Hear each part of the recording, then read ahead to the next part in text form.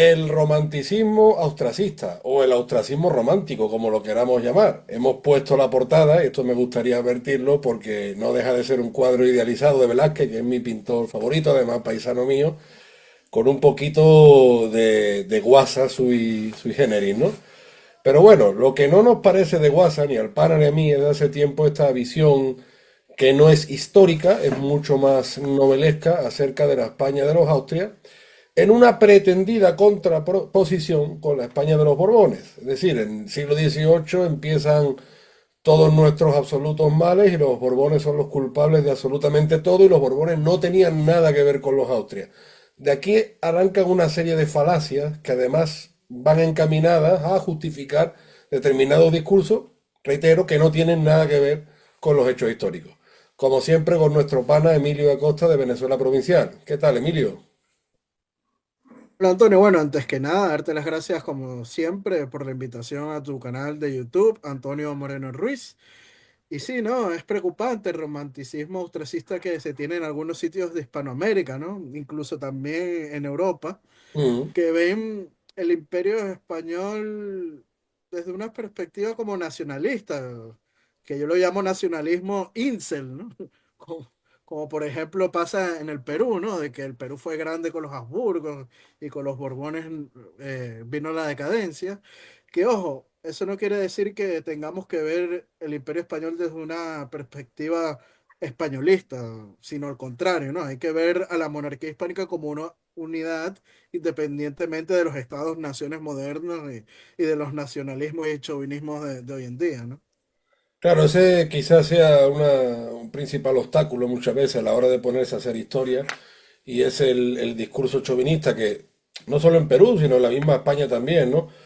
Aunque la salvedad probablemente sea que en España, lejos de tener un discurso chauvinista, tenemos un discurso divisorio entre nosotros mismos Ujú. y se nos enseña una especie de complejo de culpa, de acomplejamiento, valga la redundancia, que nos tiene la mente absolutamente taladrada.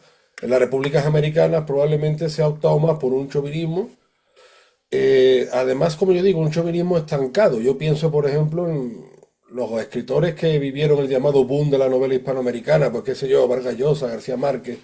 Ellos reconocieron que empezaron a saber lo que eran otros hispanoamericanos aquí en España, concretamente en Barcelona, cuando Barcelona promocionaba las Ujú. editoriales en español, porque el peruano vivía de espaldas al colombiano, el colombiano vivía de espaldas al venezolano y etcétera, etcétera, ¿no? Como que cada uno estaba en su parcela y no se estudiaba en el conjunto, no ya a nivel de historia, sino a nivel cultural.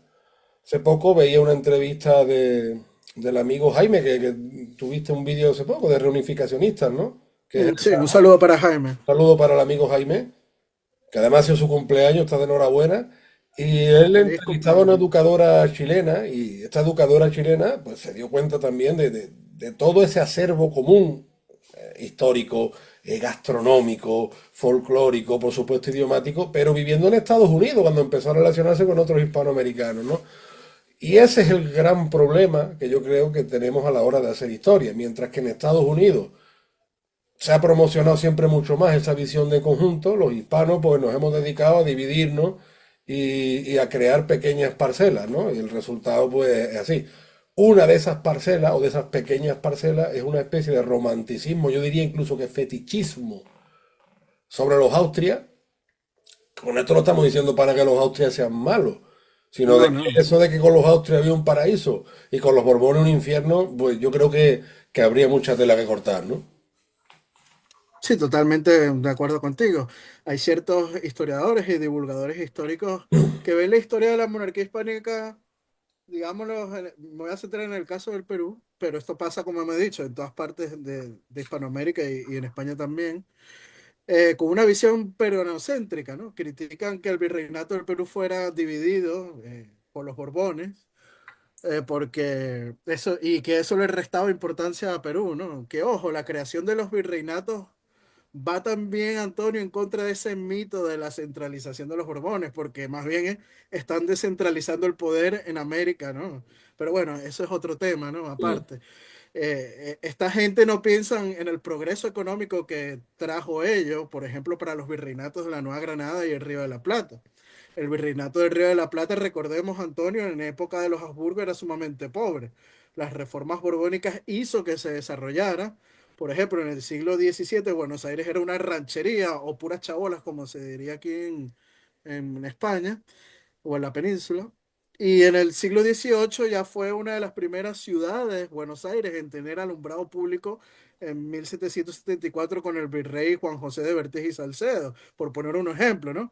Y por supuesto las reformas borbónicas, en otro ejemplo en Venezuela, que era también sumamente pobre en el siglo XVII, hasta que en el siglo XVIII se funda la Real Compañía Guipuzcoana gracias a Felipe V, entre otras medidas de las reformas borbónicas, y se convierte en una potencia agrícola que historiadores como el estadounidense Michael McKinley señalan que la provincia de Venezuela fue la tercera provincia más rica de América, algo que no comparto en cuanto a posición, pues considero a la Nueva Granada y a Cuba pues más ricos, pero bueno, algunos historiadores Oye, el lo Perú, señalan el Perú sigue siendo de esa bastante manera. rico, ¿eh? Claro, la segunda potencia, eso no podemos ocultarlo.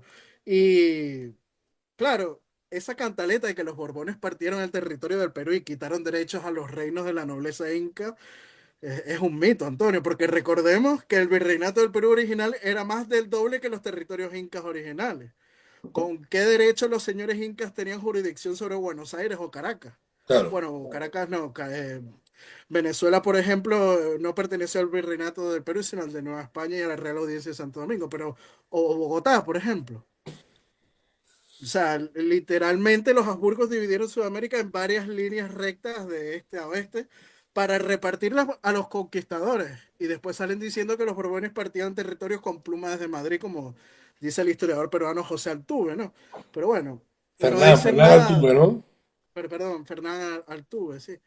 Pero no dicen nada de la bula de Alejandro VI, que partía a Sudamérica, pues como hemos dicho, literalmente dos entre portugueses y españoles, dándole la mitad de Sudamérica a ese virreinato del Perú, que era mucho más extenso que el imperio inca, ¿no? Pero claro, no quitó a los incas el derecho de sus reinos ni otros señores inferiores, ¿no? Sus jurisdicciones y particulares dominios. Eh, y dicen, bueno, los Austrias firmaban pactos de cogobierno y los Borbones partían territorios con una pluma desde Madrid, ¿no? Es algo totalmente falso. Sí, porque además no existe esa ruptura. Por ejemplo, los llamados parlamentos con los araucanos al sur de Chile, si bien es verdad que eso empieza con los austrias, los borbones lo continuaron. Hubo muchas políticas que continuaron. Al igual que a día de hoy a Felipe VI se le llama Felipe de Borbón y Grecia, Felipe V era Felipe de Borbón y Austria, porque tenía tres cuartos de Austria y él se legitimaba según los austrias españoles, a la vez que los austrias se reivindicaban como descendientes de los Trastámara, porque eran reyes en tanto y en cuanto a ser descendientes de los reyes de Castilla. No es que los austrias fueran alemanes y los borbones franceses, es que eso es una gran falacia. Además, una falacia pensada con los conceptos que te he dicho antes, nacionalistas modernos. Nada tiene que ver con el concepto del antiguo régimen y menos con el antiguo régimen hispánico. Y bien es verdad que muchas veces se le achaca, ¿no?, que tenían un concepto patrimonial de la monarquía. Bueno, pero los austrias eran los primeros en tener un concepto patrimonial de la monarquía. Es que las casas reales europeas eran así. Y de hecho eso chocaba con el derecho antiguo castellano. Y Carlos I, el primer Austria, chocó bastante con el derecho castellano a tal punto que tuvo que lidiar con una guerra civil espantosa.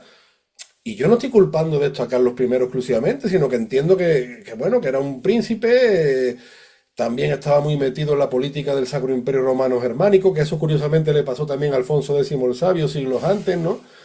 Pero bueno, llenó Castilla de déspotas flamencos y alemanes que fueron los principales divulgadores de la leyenda negra, porque esta es otra.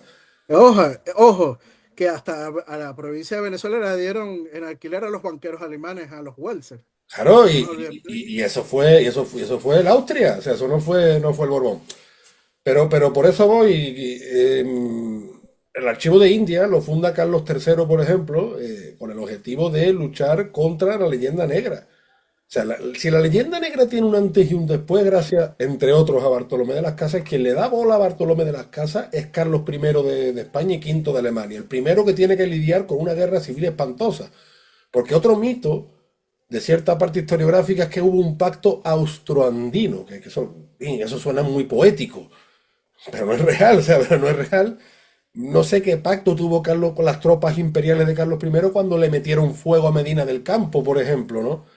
Entonces yo veo que tenemos una visión, o sea, ocultamos los hechos que no nos conviene y aislamos la historia para seguir fabricando un chauvinismo. Yo no creo que eso sea positivo, porque además, pana, todo este discurso está encaminado a justificar a posteriori a San Martín, que es el poli bueno de la historia, ¿no? Ujú, Claro, Bolívar exacto. es el poli malo y San Martín el poli bueno. Cuando una de las cosas que tiene San Martín, José de San Martín, soldado borbónico, por cierto, soldado Ujú. español borbónico, formado como europeo y toda su vida como europeo, Y Bolívar miliciano borbónico y también. Bolívar miliciano borbónico, como Miranda también fue soldado borbónico, y como tantos otros, pues una de las cosas que tiene San Martín es que fue un pésimo gobernante, pero un pésimo gobernante. O sea, porque muchas veces nos centramos en que si Carlos IV, Fernando VII, pero ¿alguien se ha parado a estudiar lo pésimo gobernante que fue San Martín? Entonces, claro, o como, por ejemplo, el mismo Carlos IV, que no fue el más listo de la clase, pero sin embargo, en el año 1808 iba a llevar a cabo esa reforma en los virreinatos que nos iba a convertir en una mancomunidad o Commonwealth.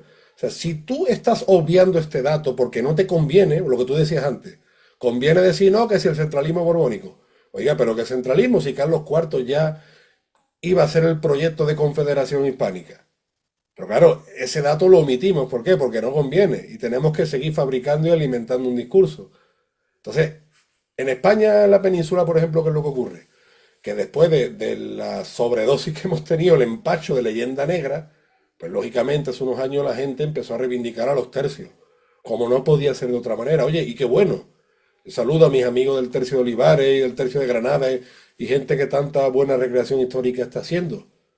Pero no perdamos el norte. No perdamos el norte y no caigamos en telenovelas porque además uno de los graves problemas que tenemos los hispanos es la incomprensión sobre nuestra historia. Sí, y otro tema también, otro punto que les encanta señalar a estos divulgadores históricos, Antonio, es hablar de de las rebeliones en el periodo borbónico, Ujú. como fue la rebelión de Tupac Amaru, y tú bien citaste las rebeliones que hubo con Carlos I, ¿no? Con los comuneros. O inclusive también hablan de la rebelión comunera del siglo XVIII en América que ocurrió en la Nueva Granada y en Venezuela, ¿no? Con los Ujú. Borbones. Pero no dicen tampoco que las peores rebeliones de la península fueron, por ejemplo, con Felipe IV de Habsburgo, no con los Borbones. O tampoco hablan de la rebelión del Negro Miguel en Venezuela en el siglo XVI. O en Nueva España, la rebelión de Catarina de San Juan o la rebelión de los mayas en el siglo XVI. Inclusive, Antonio, en el mismo Perú, con la guerra civil que hubo entre los conquistadores con los seguidores de Almagro, ¿no? Se suele obviar eso. Y ojo, tampoco voy a ser injusto para echarle la culpa de una rebelión al rey, porque al final las ansias del poder de las élites Sí. locales, como ocurría en Perú, también tiene una parte importante de la responsabilidad, ¿no? Eh, y bueno, las rebeliones del periodo borbónico fueron por razones más que todo económicas, el reparto y el abuso del poder también de algunos corregidores, las subidas de impuestos, que a nadie le gusta que le suban los impuestos, aunque ojo, se pagaba menos impuestos en América que en la península. Y, Y, y- y y, con y la el quinto República, con, real, con la el República quinto sí que real, tienen impuestos, pana, con la República sí que. sí, ¿no? Y el quinto real con los Borbones fue un diezmo, fue mucho menor que, que, que con los Austrias, ¿no? Pero bueno, también recordemos de que lo de Tupac Amaru, el marquesado de Oropesa, ¿no? Que el que estaba reivindicando un título nobiliario. O sea, no Sí. existe tampoco ninguna reacción de índole religiosa, como algunos quieren justificarlo con la expulsión de los jesuitas, o una supuesta laicidad de los Borbones, cosa que es totalmente falsa, porque recordemos a Antonio Carlos III es el que institucionaliza el culto a la Virgen Inmaculada, y era un rey sumamente religioso. Esos errores vienen precisamente de ver la historia solo con una perspectiva, llamámoslo peruanocéntrica, ¿no? Incluso dicen que la rebelión de Tupac Amaru eh, fue por esta expulsión de los jesuitas, pero es que ocurre años después, tarda de 2 a 4 años en enfadarse por la expulsión. No se puede establecer una relación de casualidad cuando además rebeliones virreinales han habido en los 3 siglos y por diversa índole. Incluso Antonio como dice Luis de Brigada Antifraude en sus videos, la primera huelga de América se inició en Real del Monte, donde los mineros eran los mejores pagados del mundo, pero claro, se les bajó mucho el sueldo y eso se nota. Estaban mejor que el resto del mundo, pero peor que antes. No hace falta que la economía vaya súper mal para que la gente se rebele. En otras partes cobraban mucho menos y no hubo rebeliones. Amaru quería su marquesado, pero no pagar impuestos y una cuota de poder para él y los que le apoyaron. Y esto no lo dice, eso se lo dice a Opelan, ¿no? O sea, Y hay que recordar que fue derrotado principalmente por los nobles puneños. ujú. Uno, la actual frontera entre el Perú y Bolivia, una frontera absolutamente artificial, pues no deja de ser la misma tierra y el mismo pueblo, pero bueno, fueron los puneños porque lo consideraban un segundón y un usurpador. O sea, te quiero decir, si bien es verdad que el dictador de izquierda Velasco falseó la figura de Tupac Amaru y poco más o menos que Tupac Amaru era un icono socialista, todo lo contrario. Tampoco hay que ir al otro extremo, ¿no? O sea, es verdad que en el Perú, sobre todo en la época, hay un antes y un después probablemente de Velasco, en los años 70 del siglo XX. Y sí es verdad que hay divulgadores, historiadores muy buenos que están haciendo una gran labor, se están metiendo a fondo con los indigenistas. Date cuenta, por ejemplo, el logro que es recuperar la estatua de Pizarro en el centro de Lima. O sea, no todo es malo lo que se está haciendo, ni muchísimo menos. Pero sí es verdad que vemos con cierta preocupación de que se está cayendo en un discurso que no es que no sea positivo, es que no es real. Lo que tú decías, por ejemplo, del supuesto laicismo borbónico, bueno, vamos a analizar lo que fue el josefismo austríaco. Porque en Austria la política que se sigue en el siglo XVIII, en los dominios de los Habsburgo, no fue muy diferente. O sea que claro, y luego, por ejemplo, tú sabes que yo soy de la comarca del Aljarafe. Para los neófitos, el Aljarafe es la tierra que une Sevilla con el Atlántico, o sea, de Sevilla al oeste por el interior, ¿no? Casi todas las grandes torres de las iglesias del Aljarafe son del siglo XVIII. ¿Por qué? Porque en esa época, cuando la Casa de la Contratación se traslada de Sevilla a Cádiz, muchos nobles y potentados que habían hecho negocios con América se vuelven al interior y embellecen los pueblos. Estamos hablando de una época de renacimiento demográfico también, hay un empujón de natalidad y vemos la construcción de iglesias, de capillas, la reforma que hay en edificios religiosos. El tema de las misiones lo hemos dicho muchas veces. Se construyen misiones en América hasta los tiempos de Carlos IV, gracias a los franciscanos. Te quiero decir, el catolicismo. Capuchinos también, Claro, que el catolicismo no era patrimonio de los jesuitas. Pero volvemos a lo dominicos, etcétera. mismo. Que volvemos a lo mismo, que la expulsión de los jesuitas fue aprobada por el Vaticano. Es que, es que a Ya lo base, habían hecho antes los portugueses y los franceses. claro, es que a base de omitir datos construimos una verdad paralela. Y no, y la historia hay que mirarla en su conjunto, sobre todo con una monarquía del carácter universal como fue la hispánica. Yo pienso mucho en el profesor Tomás Pérez Bejo, cuando dice que Ujú. debemos analizar la América española más como conjunto de repúblicas urbanas, América como continente de ciudades, más que centrarnos en los virreinatos. Porque el virreinato siempre fue una división administrativa más o menos circunstancial. ¿Qué te quiero decir con esto? Que los Borbones ya en la península también aplican el sistema de las intendencias. O por ejemplo, si yo mirara la historia desde un punto de vista chauvinista, cuando fue ministro Pablo de Olavide y empieza a fundar las poblaciones de la Sierra Morena, o le dice a las cofradías sevillanas, le empieza a hacer medidas restrictivas contra las cofradías sevillanas, yo diría, entonces un americano vino a dictarnos a los europeos cómo nos teníamos que comportarnos. No era así, simplemente era un ministro del rey. No, no hay que ir con esa suspicacia de europeo contra americano o viceversa, porque esa es la gran falacia del discurso nacido al calor de las secesiones, que fue una batalla entre europeos y americanos que empieza con los Borbones.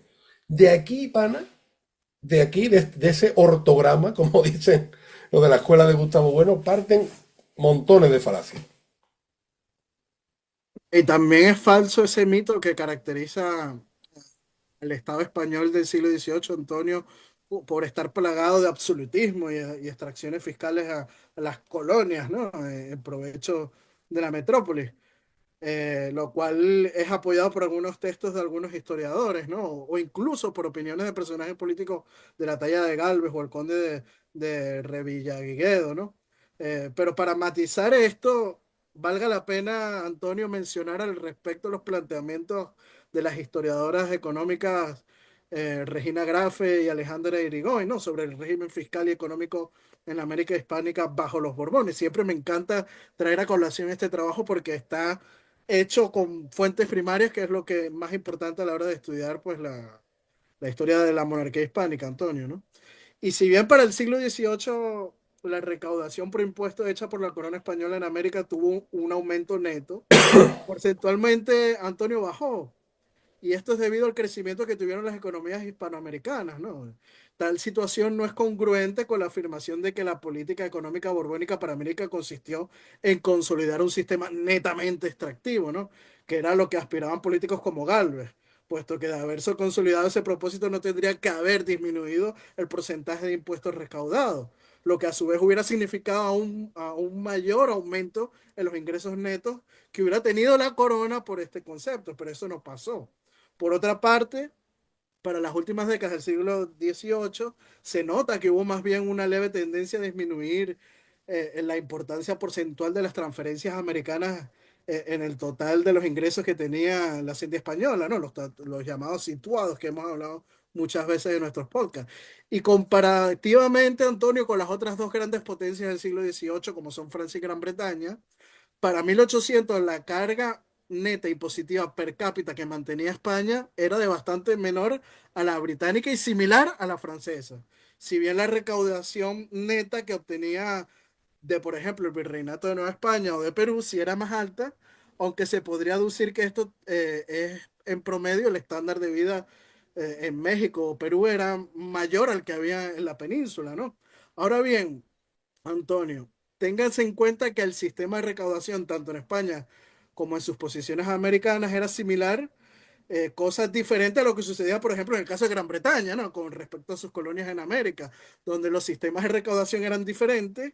Y otra particularidad es que para el siglo XVIII la corona española, Antonio, tenía un mínimo endeudamiento externo en contraposición, por ejemplo, de Francia o Inglaterra, que tenían una gran deuda externa, ¿no? Algo que resulta también aún más llamativo es comparar las transferencias hechas por las cajas reales hacia España y las transferencias hechas entre las diferentes provincias americanas. Es notable como el grueso de la recaudación hecha en América, Antonio, se quedaba allí, no en la península, siendo bastante menor lo enviado a la corte y además con la particularidad de ser cada vez menor a lo largo del siglo XVIII, lo cual demostraría bien o bien el fracaso de la política borbónica de convertir en colonias extractivas a sus posiciones americanas, o bien que tal política no existió como tal más allá de algunos círculos en la corte. Y vuelvo a citar a lo investigado por Grafe, estas sumas que eran recaudadas por las diferentes cajas reales y que luego quedaban en su mayoría en el Tesoro Real de las capitanías virreinanes, luego eran dispuestas para financiar los situados y si bien estos no eran decididos por el rey, sino que era algo que podía disponer el virrey y de ello de común acuerdo con la autoridad real del sitio donde fuera a enviarlos y prácticamente de manera de un giro entre particulares valiéndose en el sistema de comercio existente, Antonio. O sea, que entonces donde los mercaderes locales se hacían cargo de esa suma que llegara a su destino, en tanto ellos los convertían en mercancías una o varias veces antes de hacer la entrega de dinero a su destinatario, ¿no? O sea, que es totalmente falso eso de que el extractivismo borbónico. Sí, no, es que es todo un discurso, es toda una narrativa que los hechos te van desmontando con relativa facilidad. Lo que ocurre, bueno, pues eso, que yo no creo además que esta narrativa sea positiva. Te quiero decir, si uno analiza los 2 siglos de soledad a los que nos tiene sometido la ruptura de la monarquía, con todos los defectos que también los hubo en el siglo XVIII, por supuesto. O sea, nosotros no estamos diciendo que los siglos XVI y XVII fueran infernales y el XVIII fuera un siglo luminoso. No, cosas hay que verlas en su complejidad. Y yo, por ejemplo, tú sabes que yo soy el tío más barroco del mundo, o sea que yo no tengo nada contra la España de los Austrias, ni muchísimo menos. Pero cuando destinas, digamos, tu energía en elaborar un discurso, claro, la historia muchas veces te sobra y la historia es muy compleja. Y como tú bien dices, América con los Borbones siguió siendo una tierra de promisión. O sea, se emigraba mucho más de Europa a América que de América a Europa. El Perú, si bien es verdad, que pierde cierta importancia, no deja de ser un territorio bastante rico, bastante bien poblado, con un comercio súper dinámico y como muchos otros territorios de América, incluso lo que tú dices, vemos que territorios antaño muy pobretones, como podía ser el Río de la Plata o la misma Venezuela, adquieren un dinamismo enorme. Lo que a mí siempre me ha resultado curioso es cómo los territorios más beneficiados por los Borbones, tanto en América como en la España europea, te quiero decir, Venezuela, el Río de la Plata, o aquí Cataluña y Vascongada, en algún momento como que se vuelven los más separatistas. Yo no sé cuál es la psicología de eso, que muchos amigos peruanos lo dicen, pero precisamente el error está en haber mirado más para aquellos territorios y no para otros. No lo sé. A toro pasado tú sabes que podemos hacer muchas especulaciones, ¿no? Sí, bueno, es la teoría del bienestar, ¿no? Que en cuanto más bienestar hay en una región, más están buscando problemas, porque no tienen más nada en que enfocarse, ¿no? Pero también, hablando de esto, del extractivismo borbónico, hay algunos que hablan de la situación que se daba entre los envíos que recibía el rey para financiar la guerra, Ujú. que había donativos, que en realidad esos donativos no eran tales, Antonio, porque más bien eran préstamos hechos por la aristocracia criolla que además eran hechos sobre un interés, o sea, recibían más dinero del que prestaban, o sea que también es otro mito ese de los supuestos envíos para guerra, ¿no? O donativos para guerra. O Y fíjate, como tú bien dices, fíjate, sí. por ejemplo, no es solo, es bueno lo que tú dices, pero la sangría que produce el tener que enviar muchísimos soldados en los siglos XVI y XVII para las guerras europeas, en las Ujú. que estaban metidos los Austrias por su concesión patrimonial. Eso más bien en el siglo XVIII desaparece. Y esa sangría demográfica es de soldados de la España europea, no de soldados españoles americanos. Sí, bueno, que había algunos casos de mestizos luchando en los tercios, sí, pero eran una ínfima minoría, hay que, hay que decirlo de esa manera. Pero como tú dices, ¿no? Esos que señalan que con los Borbones Perú deja de ser el virreinato más rico y que Nueva España empezó a ser más rico, cuando es totalmente falso. México ya estaba destacando antes de la división del Perú. O, aún con todo, Antonio, fue tan calamitosa esa división que dicen algunos que, según ellos, que el Producto Interno Bruto per cápita no, más bien no paraba de subir si nos vamos a los trabajos de Regina Grafe y de Irigoyen, ¿no? Hacia lo que dicen del virreinato del Perú, ¿no? Curiosa calamidad, ¿no? De que su Producto Interno Bruto pues no para de subir y más bien con las independencias es que el Producto Interno Bruto del Perú se desploma, ¿no? Totalmente. Que además seguían siendo tierras del rey, tierras de la monarquía, te quiero decir. Si tú analizas la corona de Castilla, pues yo qué sé, va desde el señorío de Vizcaya hasta el reino de Granada y el reino de Sevilla, y porque era la tradición medieval castellana de ir sumando reinos. Finalmente era del rey de Castilla. De hecho, cuando tú ves, por ejemplo, las banderas regionales, que muchas son inventos de los años 70-80, la bandera que se ha utilizado siempre en Sevilla es la de San Fernando y los Castillos y los Leones, porque es la conexión con el rey de Castilla, por más que fuera reino de Sevilla. ¿Y qué hicieron los castellanos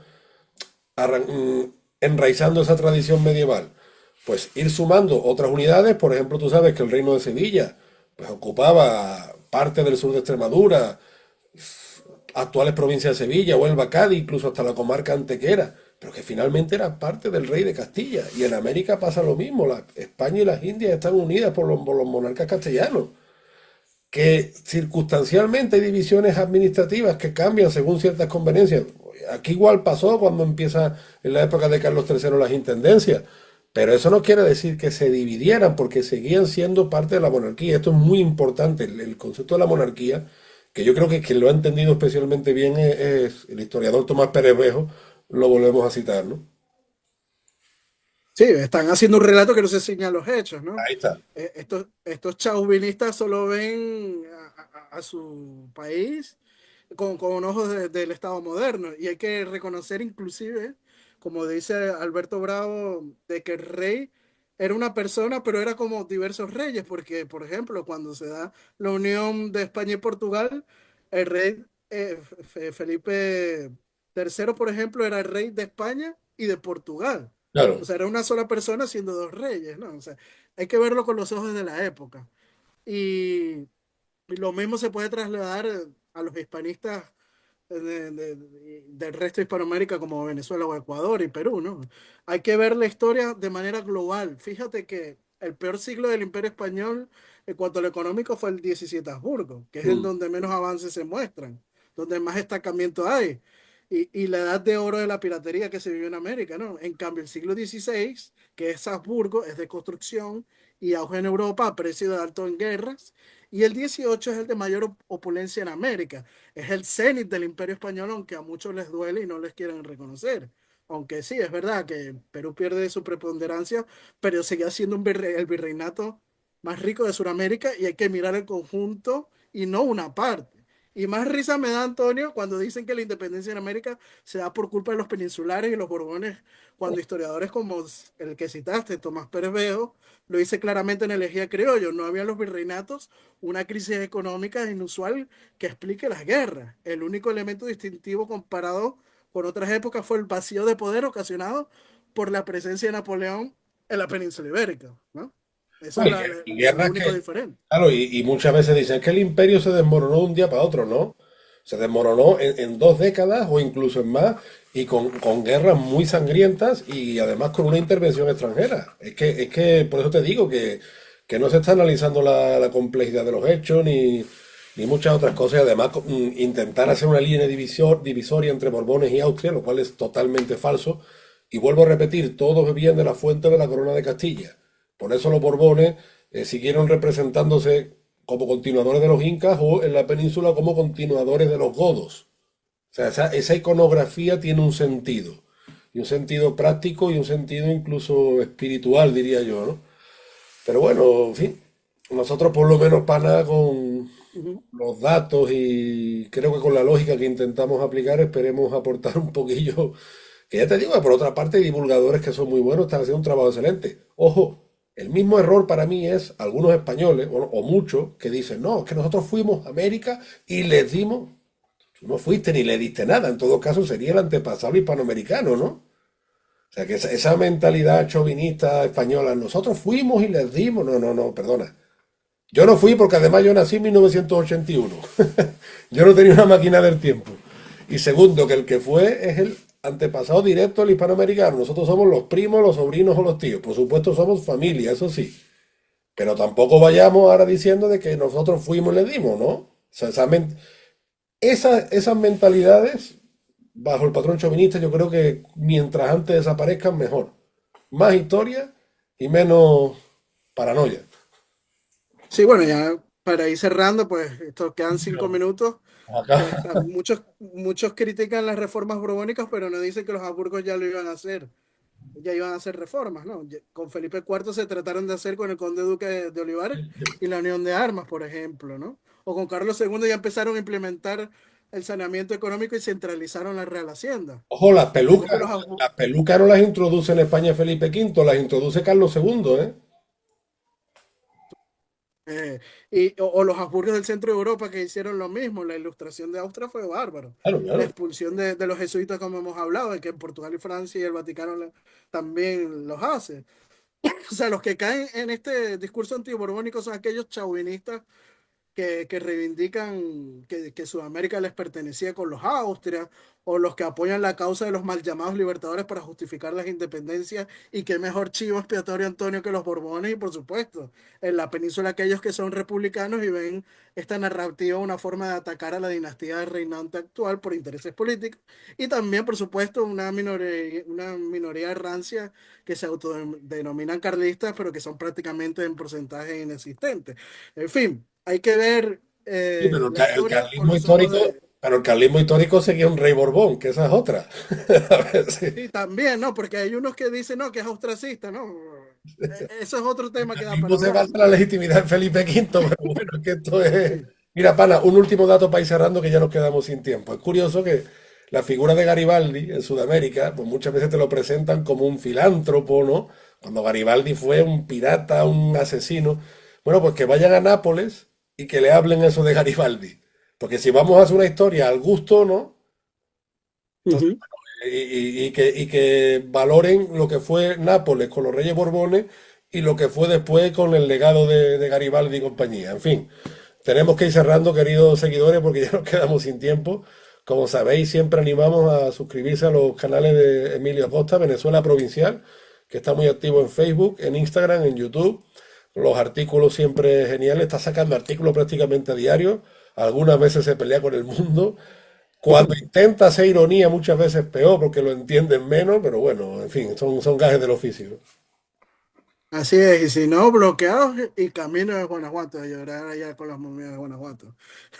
Y bueno, también recomendamos a los seguidores de Venezuela Provincial seguir a Antonio Moreno Ruiz, tanto en YouTube como en sus redes sociales en Instagram y Twitter, como Unando a los Indianos, en Facebook también.